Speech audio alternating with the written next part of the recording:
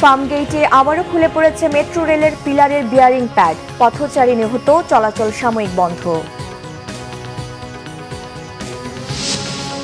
কোন ক্রমে নির্বাচন যেন বাধাগ্রস্ত না হয় আহ্বান আমির খসরুর। মতপার্থক্যের মধ্যেও ঐক্য থাকবে জানিয়েছেন মিয়া গোলাম পরোয়ার। 2 দশক পর কাল ঢাকায় বাংলাদেশ পাকিস্তান নবম যৌথ অর্থনৈতিক কমিশনের বৈঠক, গুরুত্ব পাবে ব্যবসা বিনিয়োগ। দেখছিলেন ক্রাউন সিমেন্ট সংবাদ শিরোনাম। রাজধানীর ফার্মগেট এলাকায় মেট্রো রেলের পিলারের একটি বিয়ারিং প্যাড মাথায় পড়ে নিহত হয়েছেন এক পথচারী। এ ঘটনার পর থেকে সাময়িকভাবে বন্ধ হয় মেট্রো চলাচল। ঘটনা তদন্তে 5 সদস্যের কমিটি গঠন করেছে কর্তৃপক্ষ। রবিবার দুপুর 12:30টার দিকে এই দুর্ঘটনা ঘটে। এর ফলে সাময়িকভাবে বন্ধ হয়ে যায় মেট্রো চলাচল। প্রত্যক্ষদর্শীরা জানান, ফার্মগেট মেট্রো স্টেশনের কাছে ফুটপাত দিয়ে হাঁটার সময় উপরের পিলার থেকে বিয়ারিং প্যাড পড়ে এক পথচারীর মাথায়। ঘটনাস্থলেই তার মৃত্যু হয়। নিহত ওই পথচারীর নাম আবুল কালাম, তার বাড়ি শরীয়তপুরে। ঘটনাস্থল পরিদর্শন করেছেন সড়ক পরিবহন ও সেতু উপদেষ্টা ফাউজুল কবির খান সহ মেট্রো রেল কর্তৃপক্ষের ঊর্ধ্বতন কর্মকর্তারা। তিনি জানান, নিহতের পরিবারকে ক্ষতিপূরণ দেওয়া হবে। দুর্ঘটনার কারণ জানতে একটি কমিটি গঠন করেছে সরকার। সিদ্ধান্ত হয়েছে আপাতত দিয়াবাড়ি থেকে আগারগাঁও পর্যন্ত মেট্রো রেল চালানোর। এর আগেও খামারবাড়ি এলাকায় মেট্রোর পিলার থেকে বিয়ারিং প্যাড খুলে পড়ে। সে সময়ও 11 ঘণ্টা বন্ধ ছিল মেট্রো চলাচল। বিএনপির স্থায়ী কমিটির সদস্য সালাউদ্দিন আহমেদ বলেছেন, কেউ যেন জুলাই সনদের আইনি ভিত্তি নিয়ে আদালতে যেতে না পারে, সেজন্য নিয়মতান্ত্রিকভাবে এর বাস্তবায়ন করতে হবে। রবিবার রাজধানীর কাকরাইলে গণ অধিকার পরিষদের 4র্থ প্রতিষ্ঠা বার্ষিকীর অনুষ্ঠানে তিনি কথা বলেন। জানান, দেশকে এগিয়ে নিতে ফ্যাসিবাদ বিরোধী জাতীয় ঐক্যই হবে একমাত্র শক্তি। এ সময় দলের স্থায়ী কমিটির আরেক সদস্য আমির খসরু মাহমুদ চৌধুরী বলেছেন, শেখ হাসিনা পালানোর 14 মাস পরেও দেশে গণতান্ত্রিক ধারা ফিরে আসেনি। রাস্তায় আন্দোলনের নামে সংঘর্ষের রাজনীতি করলে আবার শেখ হাসিনার আমলে ফিরে যেতে হবে বলেও মন্তব্য করেন তিনি। এ সময় জামায়াতে ইসলামী সেক্রেটারি জেনারেল অধ্যাপক মিয়া গোলাম পরোয়ার বলেন, বিভিন্ন দলে মতপার্থক্য থাকলেও জাতীয় স্বার্থে রাজনৈতিক দলগুলোকে ঐক্যবদ্ধ থাকতে হবে। আর জাতীয় নাগরিক পার্টির সদস্য সচিব আক্তার হোসেন বলেন, আওয়ামী লীগ ও জাতীয় পার্টি নির্বাচনে অংশ নিতে পারবে না। আওয়ামী লীগকে নির্বাচনে আনতে যারা বক্তব্য দিচ্ছে তারা দেশবিরোধী, তাদের গ্রেফতার দাবি করেন আক্তার হোসেন। আগামী জাতীয় সংসদ নির্বাচন ভালো হবে মন্তব্য করে স্বরাষ্ট্র উপদেষ্টা জাহাঙ্গীর আলম চৌধুরী নির্বাচনে লেভেল প্লেইং ফিল্ড থাকবে বলে আশ্বস্ত করেছেন। রবিবার সচিবালয়ে আইন শৃঙ্খলা সংক্রান্ত উপদেষ্টা পরিষদ কমিটির সভা শেষে ব্রিফিংয়ে একথা বলেন তিনি। রাজনৈতিক দলগুলো কিছু সমস্যার সমাধান করলে এবং জনগণ সচেতন থাকলে নির্বাচন সুন্দর হবে। বিভিন্ন ক্ষেত্রে পদায়ন এবং বদলির ক্ষেত্রে কোনো অনিয়ম হচ্ছে না দাবি করে স্বরাষ্ট্র উপদেষ্টা যে কোনো অনিয়মের খবর প্রকাশ করতে গণমাধ্যমের প্রতি আহ্বান জানান। তিনি জানান, একক ব্যক্তির নামে সিম কার্ডের সংখ্যা 10টি থেকে 2টিতে কমিয়ে আনতে চায় সরকার। নির্বাচনের আগে সেটি 5 থেকে 7টিতে কমিয়ে আনার চেষ্টা করা হবে।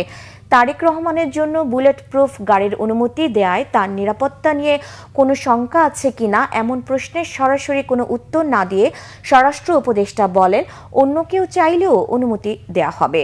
সভায় দেশের সার্বিক আইন শৃঙ্খলা পরিস্থিতি নিয়েও আলোচনা হয়। সাবেক প্রধানমন্ত্রী শেখ হাসিনা ও 23 সেনা কর্মকর্তা সহ 30 জনের বিরুদ্ধে গুমের 2টি মামলার পরবর্তী শুনানি 20 নভেম্বর থেকে পিছিয়ে 23 নভেম্বর নেওয়া হয়েছে। রবিবার প্রসিকিউশনের আবেদনে ট্রাইব্যুনাল 1 এ তারিখ দেয়। 23 নভেম্বর 2 মামলায় গ্রেফতার হয়ে সেনানিবাসের ভেতরে সাব জেলে থাকা 13 সেনা কর্মকর্তাকে ট্রাইব্যুনালে হাজির করা হবে। এছাড়া জুলাই আন্দোলন চলাকালে রাজধানী রামপুরায় 28 জনকে হত্যার মামলার পরবর্তী শুনানি 5 নভেম্বর থেকে পিছিয়ে 24 নভেম্বর নেওয়া হয়েছে। এই মামলার 4 আসামির মধ্যে গ্রেফতার থাকা লেফটেন্যান্ট কর্নেল রেদওয়ানুল ইসলাম সহ 2 সেনা কর্মকর্তাকে 24 নভেম্বর ট্রাইব্যুনালে হাজির করা হবে। অন্যদিকে সাবেক প্রধানমন্ত্রী শেখ হাসিনা ও সাবেক সেনা কর্মকর্তা জিয়াউল আহসান সহ 11 জনের বিরুদ্ধে গুমের আরেকটি মামলার তদন্ত প্রতিবেদনের দাখিলের জন্য 11 ডিসেম্বর পর্যন্ত সময় দেওয়া হয়েছে। 2 দশক পর কাল ঢাকায় বসছে বাংলাদেশ ও পাকিস্তানের মধ্যে নবম যৌথ অর্থনৈতিক কমিশনের বৈঠকে দুই দেশের মধ্যে অর্থনৈতিক সহযোগিতা, বাণিজ্য, বিনিয়োগ, কৃষি, আর্থিক সেবা, ব্যাংকিং সহ বিভিন্ন খাতে পারস্পরিক উন্নয়ন পরিকল্পনা নিয়ে আলোচনা হবে। বৈঠকে পাকিস্তান প্রতিনিধি দলের নেতৃত্ব দেবেন পেট্রোলিয়াম মন্ত্রী আলী পারভেজ মালিক। বাংলাদেশের পক্ষে নেতৃত্ব দিবেন অর্থ উপদেষ্টা ডক্টর সালেউদ্দিন আহমেদ। বৈঠকে একটি সমঝোতা স্মারক সই হওয়ার সম্ভাবনা রয়েছে। জিইসি বৈঠকের পরদিন মঙ্গলবার পাকিস্তানের বাণিজ্য মন্ত্রী জাম কামাল খানের আমন্ত্রণে ইসলামাবাদ সফরে যাবেন বাণিজ্য উপদেষ্টা শেখ বশির উদ্দিন। 2023 সালের পরিসংখ্যান বলছে পাকিস্তানের সঙ্গে বাংলাদেশের বাণিজ্য ঘাটতি দাঁড়িয়েছে প্রায় $587 মিলিয়ন। বিশ্লেষকরা বলছেন রপ্তানি পণ্যের ধরন কাছাকাছি হওয়া, পরিবহন ব্যয়, বিনিয়োগের নিরাপত্তা এবং ব্যবসায়ীদের আস্থাকে বিবেচনায় রেখেই নতুন করে বাণিজ্য সম্ভাবনা খুঁজতে হবে দুই দেশকে। সততা ও নিষ্ঠার সাথে উন্নয়নমূলক কার্যক্রমের মাধ্যমে দেশ গঠনে কোর অফ ইঞ্জিনিয়ার্সের প্রশংসনীয় ভূমিকা ভবিষ্যতেও অব্যাহত থাকবে বলে আশাবাদ ব্যক্ত করেছেন সেনাপ্রধান জেনারেল ওয়াকারুজ্জামান। সকালে নাটোরের কাদিরাবাদ সেনানিবাসে engineer centre and school of military engineering এর কোর অফ ইঞ্জিনিয়ার্সের নবম কর্নেল কমান্ড্যান্ট অভিষেক অনুষ্ঠান এবং বার্ষিক অধিনায়ক সম্মেলন 2025-এ যোগ দিয়ে তিনি একথা বলেন। এই সময় সেনা সদস্যের প্যারেড পরিদর্শন করেন তিনি। কোরের সক্ষমতা বৃদ্ধি সহ নানাবিধ কাজ করে যাওয়ার প্রতিশ্রুতি জানিয়ে সেনাপ্রধান আরও বলেন, এই কোরের কল্যাণমূলক কার্যক্রম বাড়াতে চেষ্টা করা হবে। বলেন, বিদেশের মাটিতে রাস্তা নির্মাণ, কালভার্ট নির্মাণ, অবকাঠামো নির্মাণে দক্ষতার সাথে কাজ করে যাচ্ছে এই কোর। টানা 22 দিনের নিষেধাজ্ঞা শেষে সুগন্ধা, বিষখালী ও মোহনা নদীতে ইলিশ ধরতে শুরু করেছে জেলেরা। সকাল থেকে নদীতে জাল ফেলে ইলিশ ধরায় ব্যস্ত তারা। নিষেধাজ্ঞা উঠে যাওয়ায় কর্মচাঞ্চল্যতা ফিরেছে জেলেপল্লীতে। জেলার প্রায় 3000 জেলে নৌকা যোগে জাল নিয়ে নদীতে মাছ শিকারে নেমেছে। জেলা মৎস্য কর্মকর্তা জানান, ইলিশ সংরক্ষণ অভিযানে 22 দিনের নিষেধাজ্ঞা সফলভাবে সম্পন্ন হয়েছে। মিঠা পানিতে ইলিশ এখন সাগরমুখী, তবে জোবাগনে বেশি পরিমাণে ইলিশ মাছ ধরা পড়বে বলে জানান তিনি। এদিকে মধ্যরাত থেকে মোহনা নদী ও গভীর সাগরে মাছ শিকারে নেমেছেন জেলেরা, তবে নদ নদীতে আশানুরূপ মাছ না পেয়ে হতাশ জেলেরা। পাবনায় ট্রাকের ধাক্কায় 2 শিক্ষার্থী সহ 3 জন নিহত হয়েছেন। পুলিশ ও স্থানীয়রা জানান, নিহতরা অটো ভ্যানে করে পাবনার দিকে যাচ্ছিলেন। সকাল 7:30টার দিকে উপজেলার গয়েশপুর ইউনিয়নে ভাঙ্গাবাড়ি এলাকায় ভ্যানটি পৌঁছালে বাঁশ বোঝাই একটি ট্রাক ভ্যানটিকে পেছন থেকে ধাক্কা দেয়। এতে ঘটনাস্থলেই 3 জন নিহত হন। আহত হন আরও 2 জন। নিহতরা হলেন আতাইকুলা থানার ধর্মগ্রামের ভ্যান চালক আকরাম আলী, স্থানীয় ক্যাডেট কলেজিয়েট স্কুলের শিক্ষার্থী তাসনিয়া ও মোহাম্মদ তোহা।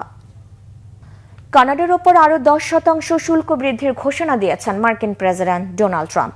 সাবেক প্রেসিডেন্ট রোনাল্ড রিগানকে নিয়ে বিতর্কিত বিজ্ঞাপন প্রচারের জেরে এই ঘোষণা দেন তিনি। শনিবার রাতে সামাজিক মাধ্যম ট্রুথ সোশ্যালে দেয়া এক পোস্টে ট্রাম্প লিখেন, রোনাল্ড রিগানের শুল্ক সংক্রান্ত বক্তৃতার উপর একটি প্রতারণামূলক বিজ্ঞাপন প্রচার করেছে কানাডা। রিগান মার্কিন জাতীয় নিরাপত্তা এবং অর্থনীতির জন্য শুল্ক পছন্দ করতেন। কানাডা তা ভুলভাবে উপস্থাপন করছে বলে দাবি ট্রাম্পের। বিজ্ঞাপনটি দ্রুত সরিয়ে ফেলার কথা থাকলেও সেটি প্রচার করে কানাডা। এই আচরণের জন্য কানাডার ওপর আরও 10% শুল্ক বৃদ্ধি করা হয়েছে। এছাড়া এই আচরণের জন্য কানাডার সাথে সমস্ত বাণিজ্যিক আলোচনা বাতিল করেছেন মার্কিন প্রেসিডেন্ট ডোনাল্ড ট্রাম্প। এই ছিল এখনকার মতো। পরের সংবাদ সন্ধ্যা 6টায়, এর আগে 5টায় নিউজ টপ 10 দেখার আমন্ত্রণ রইল। এতক্ষণ সাথে থাকায় ধন্যবাদ।